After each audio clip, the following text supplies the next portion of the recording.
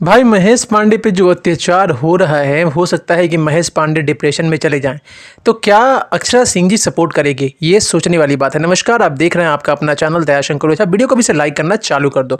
जी हाँ, आपको बता दूं कि महेश पांडे ने पवन सिंह से पंगा तभी लिया था जब अक्षरा जी का मैटर हुआ था। तो अक्षरा जी के मैटर के समय खुले मंच पर महेश पांडे ने सपोर्ट किया था, और हालांकि उस समय से लेकर अभी तक वो अक्षरा सिंह को सपोर्ट करते आ रहे हैं। तो आज पवन सिंह के साथ फिर से पंगा हुआ है। पवन जी ने फिर से गुस्से में आकर महेश पांडे को अनाप शनाप बोला है। तो क्या इसके बाद अक्षरा सिंह जी का रिएक्शन क्या होगा?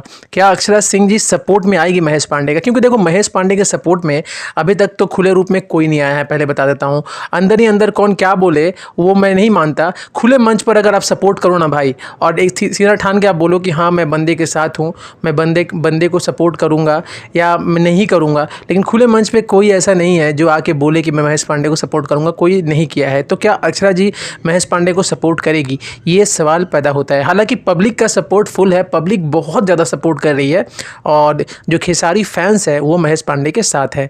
और आप महेश पांडे के साथ है या नहीं, कमेंट करके जरूर। अक्षरा जी को लेकर आपको क्या लगता है, जरूर बताएं।